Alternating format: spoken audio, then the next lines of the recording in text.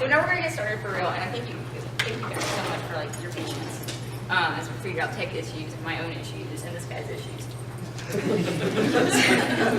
The circus girl. I'm Heather.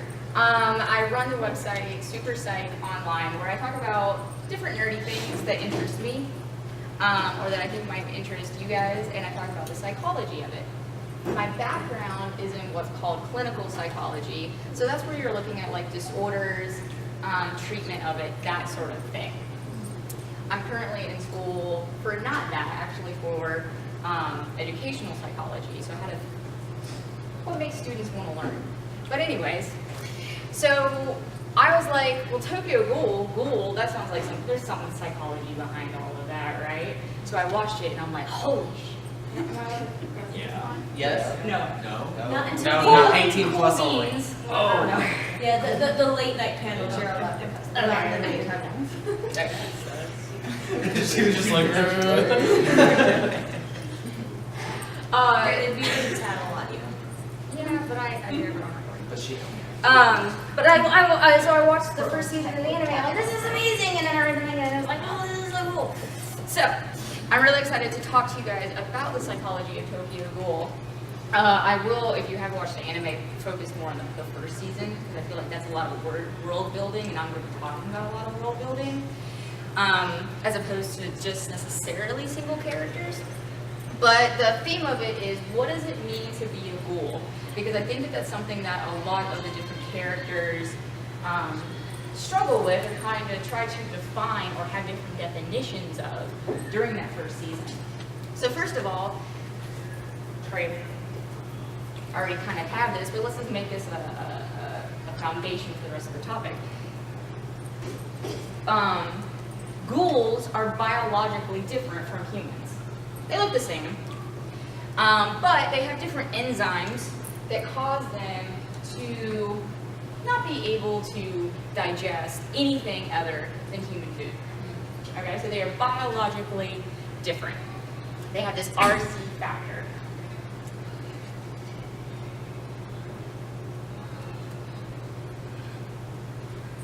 I'm not here to look at my mic. I wasn't using it. Can you guys hear with it, or should I just keep shouting? Mike's good. The mic's good. Okay. Bye. So, the main character, Kaneki. Do I say that right? Kaneki. Oh, Kaneki. Thank you. He gets turned into a ghoul, or half a ghoul, because he's hurt so badly that he has like this surgery, and the doctor didn't get a consent form from him, but whatever, it was a life-saving practice, and puts the organs of a ghoul into him. Probably but like whatever. And so he has to deal with this fact that he is now this thing that he detests. He says, I'm a human, but I want to eat that. But if I do, then I won't be a human. So he's defining human by, they don't eat other people. They don't hurt other people. They don't murder and kill other people. That's how he's defining human.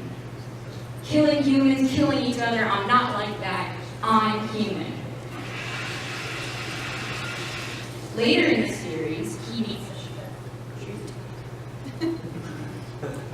meets up with the investigators, the human people who are hunting down the ghouls, keep them from killing other humans.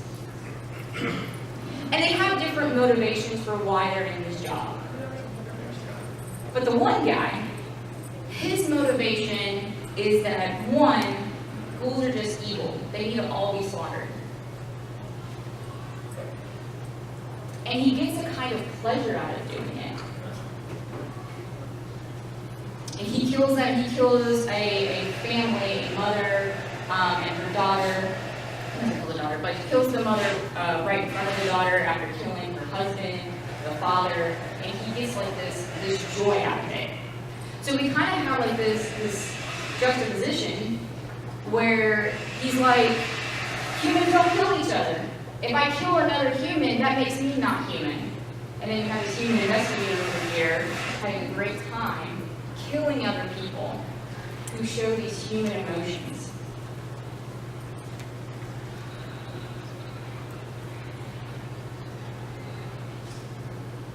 And humans have this prejudice against the ghouls. Somewhat fair. The ghouls are eating them.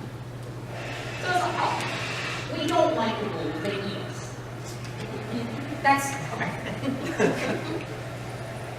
I hear you. I have to say that for the whole psychology thing. I hear you. But people have an okay feeling about killing other ghouls. Killing the ghouls is okay because they're not human. They're not animals. You know, we kill animals all the time. Eat them. It's okay for us to kill them. It's natural. There are predators. We're protecting ourselves. That investigator was looking at a human who's trying.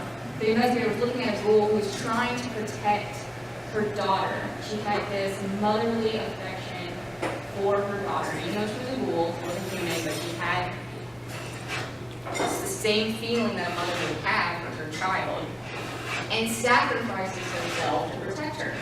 And the investigator's like, ew, plain human. Do that. It's like when my dog tries to do his own taxes, and I'm like, you idiot.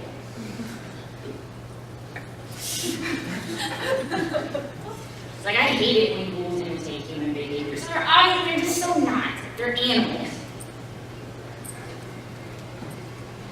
But Motto, that investigator, though he hates ghouls, he will eagerly kill them and then take their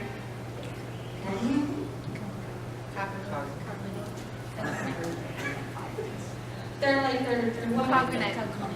Yeah. And he uses it for himself, right? He uses it for his own weapon. And he's kind of like, he uses them as trophies, right? He's like, oh, check out this one that I got. That's how I fit into my briefcase, and now it opens up Doctor Who style.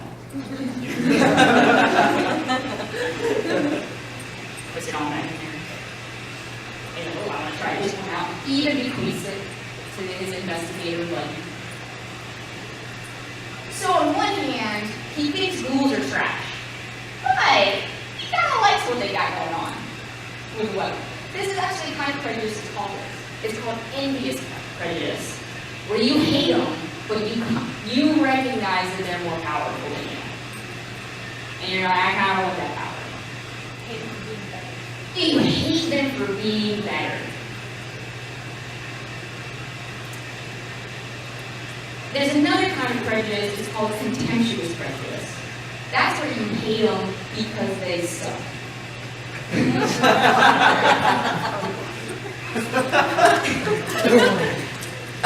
at it, you're like, God, these worms. They have nothing good going for them. They're the scum of the earth. They do nothing back to society. Worms are good to have. I'm talking to somebody else. I am personally pro-worm. Mosquitoes Yeah. Okay, but wasps though. We can all agree. Nobody Maybe likes it's not wasps. funny. Proceed to make it funny. So he refers that they're like animals. Ghouls to humans are like animals, but it works both ways. The ghouls view other humans as livestock, which I mean, we technically are. Because in the same way that we eat animals, we kill and eat animals, they do pretty good, I guess. Ghouls are like, alright, go down to the supermarket. That one looks pretty tasty. Same thing. They're livestock.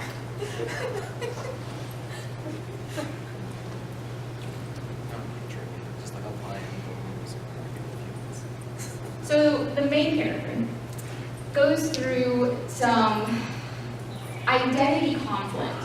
Because before all of this happened, before he thought he was on a super cool date that was going really well until it wasn't. And he was turned into a ghoul. He knew who he was. He was a human. There was this ghoul problem, but it was on Tokyo's version of CNN, and it was whatever. And now suddenly, he wakes up one morning, and he's like, this is not who I am. And I suddenly have this thing that I'm conflicted with. It's a part of me, but it's not me. I'm a human. And he fights against it.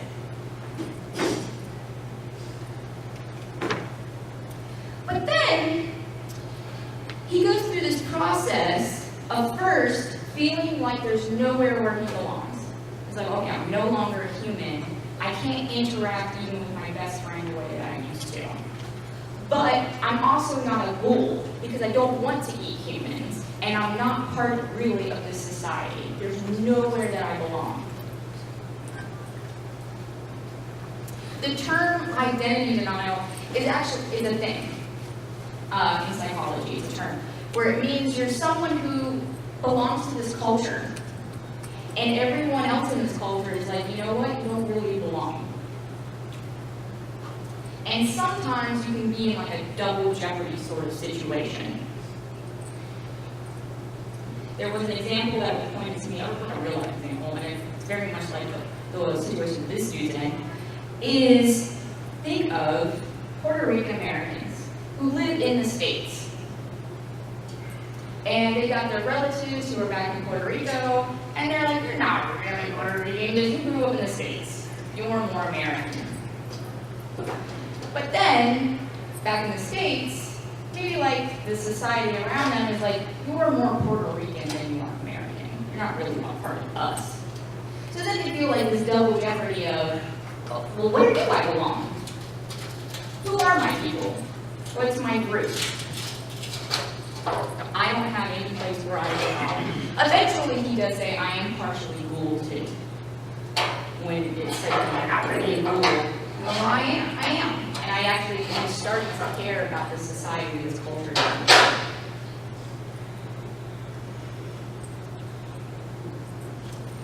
But what if you hate something, even with that envious prejudice or that contemptuous prejudice, but then you wake up one day and you are that thing that you hate? How do you deal with that? Well, he does it a number of different ways. He insists that he's different. And he kind of tries to starve himself for a little while.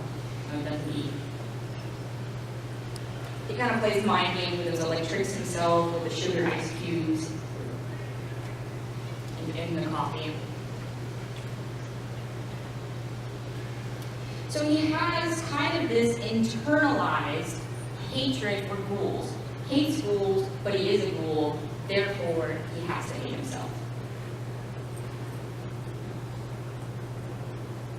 Even Toka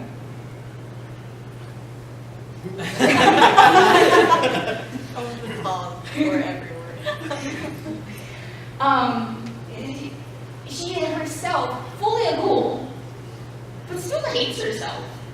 She wants to be able to interact with other humans, to eat the food that her friend brings over to her, to try and digest that, even though it makes her sick. And they have these conversations about, what if he comes out to his best friend? How will that human now respond to him? Will he still love him as his best friend, or will he also hate him?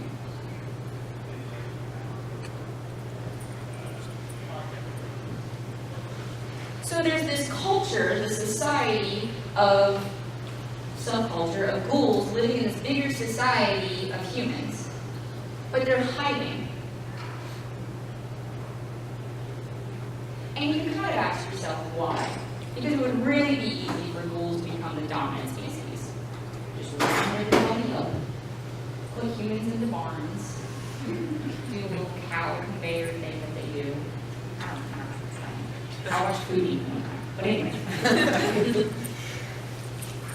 But they don't. They hide. Just like pick off them one by one. Stay low about it. Hide. Have human friends. They're hiding. Oh, look at that. That's So they're hiding in the society that hates them. And one way that they do that, to keep themselves safe from the investigators who are after them, who are in masks, and then they don't see their face, and then they can't find them later on in the daytime. It's all shot.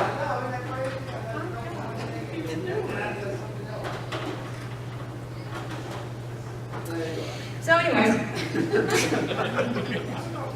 to keep them from finding them, they're wearing masks. There was a psychologist, Carl Jung. You guys heard of Freud? Yeah, he's weird. Fun facts, he smoked cocaine. Which I say makes sense. Yeah. Yeah. But no one talks about it because it was legal. Like, I know this was everyone else in the 80s. So anyways, Freud came up with this weird thing about guys wanting to be with moms. But he kind of had like a following, very cultish. And one of his best friends, Carl Jung, was like, just tweak this theory a little bit. Make it less about sex and more about some other stuff. And Freud was like, block, unfollow, no longer best friends. But Carl Jung went off his own thinking, his own theory. He talked about masks and having this persona that we present to society. The who you are when you're talking to society, everyone else, people at work, at school, wherever you guys go. That's your persona. And Carl Jung would say that's not really your true self. Because we all kind of monitor. If we always just said what we were thinking or how we really felt about things, some people do. But like, for most of the time, we're kind of like, I'm going to kind of change this a little bit. Because it won't be entirely accepted. So, to Carl Jung, he said, we put on this mask, and it's designed to conceal our true nature. Same way, ghouls put on their masks, hide their true selves. Because the players can't see them. But they're projecting a sort of image. And kind of in an opposite way, when he puts on his mask, it's not just that he's hiding his true self, his actual face from the investigators, but kind of in a very weird reversal, when he puts on the mask, it becomes a little bit more Ghoul, accepting part of his true self.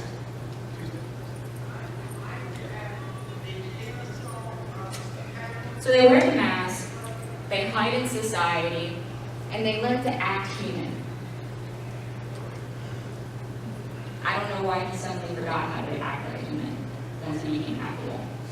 But then he was like, okay, I gotta study these people so I know how to do it right. Because the first 18 years of his life didn't really teach me fast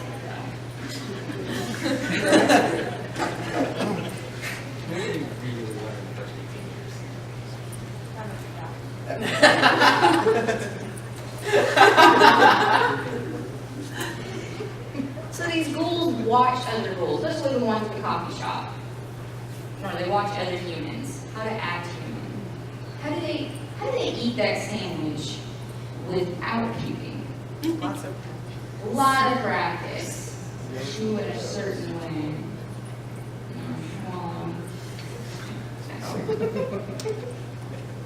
And they refer to them, they're living textbooks. So like, yeah, we're hiding, but also it's kind of like an immersion culture. Like if you really want to become fluent in a language that's not your native language, go to a culture that speaks it all of the time. Pick it up. So they pick up the language of acting human.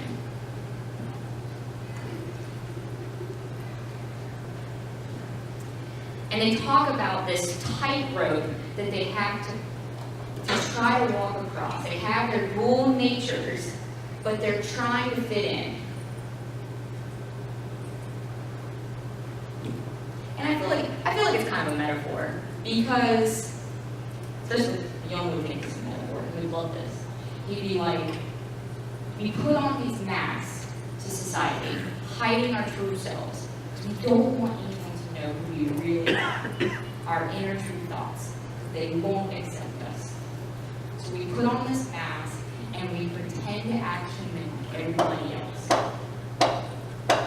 And it's a tightrope. And you might be really good at it. Or you might not be really good at it, and then you're kind of like, if they touch me, I'm gonna fall, and then they'll know that I'm gonna do it. I wear that badge proudly.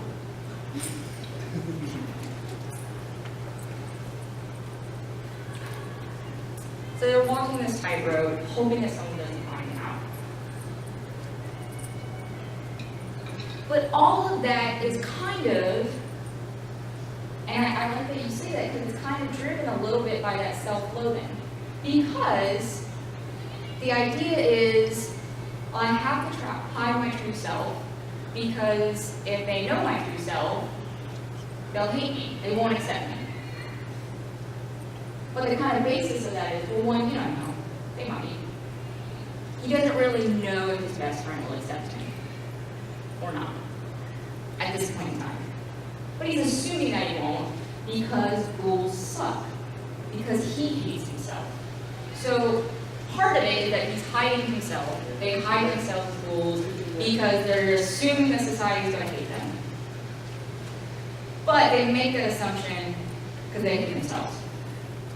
So if you don't, you wear your badge proudly, there's less of a tightrope because you're not pretending as much. There's this other term referred to as cognitive dissonance. This is where you have a belief system, but your actions don't match up with that belief system. Basically, your thoughts or your emotions, your values don't match up with your behaviors. And the way that the human brain works is that we don't like things that don't fit and things that don't match up. Our brain just gets kind of anxious. It's like, oh, I don't like it at all. Something's got to change. So usually, if we're dealing with some kind of cognitive dissonance, then either we change how we think about something, or we change the behavior. So, he thinks ghouls are monsters. Well, I've got news for you, buddy. You're a ghoul. So if I'm a monster, what does that make you? Well, either you start hating yourself and saying, I'm also a monster, which is kind of hard for a lot of people to do. Or you start thinking, well, maybe not all ghouls are monsters.